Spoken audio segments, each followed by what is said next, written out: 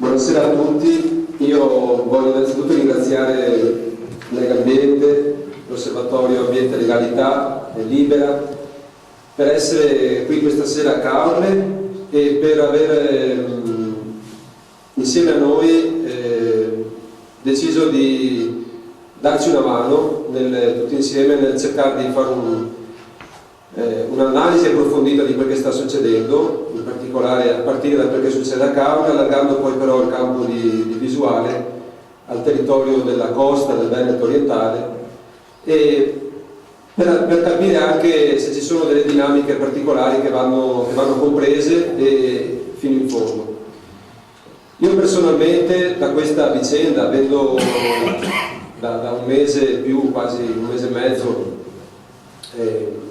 avendo sulla mia pelle insieme ad Alessandro sperimentato appunto cosa significa essere oggetto di minacce, anche se queste ci sono arrivate non direttamente ma attraverso il racconto che ci ha riferito il sindaco. È un'esperienza per certi versi anche drammatica, che desta preoccupazioni sul piano personale. Dopo il consiglio di ieri sicuramente c'è anche un sentimento di tristezza, perché abbiamo verificato che siamo da soli, il consiglio comunale, a dare credito e a sostenere questa verità che altri invece negano per paura, per convenienza, non lo sappiamo. Comunque è bene che questa solitudine in consiglio comunale, ieri sera eravamo qui sopra, sia invece pronta dal fatto che ci siete voi, dal fatto che c'è un pubblico, dal fatto di tanti cittadini che sono interessati a questo problema. Io non sono in grado di stabilire, di dire se dietro a questo episodio di minacce di cui il sindaco ci ha raccontato ci sia criminalità di stampo mafioso oppure ci sia criminalità, chiamiamola, ordinaria, certo non meno grave. Quella di stampo mafioso però ci preoccuperebbe molto di più.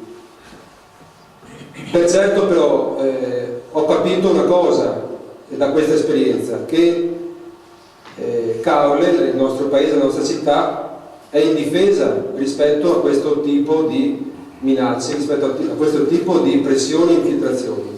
È indifesa perché?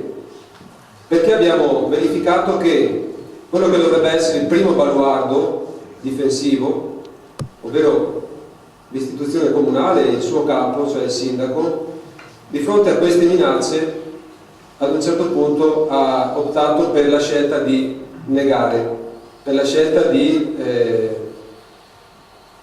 non lo so per quali motivi, comunque non affrontare la realtà dei fatti.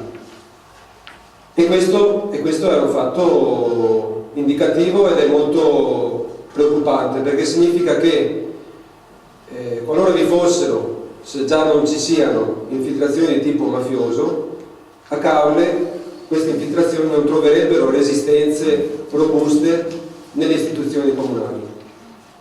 Potrebbero affondare come nel burro il loro coltello per far valere con le buone e con le cattive i propri interessi.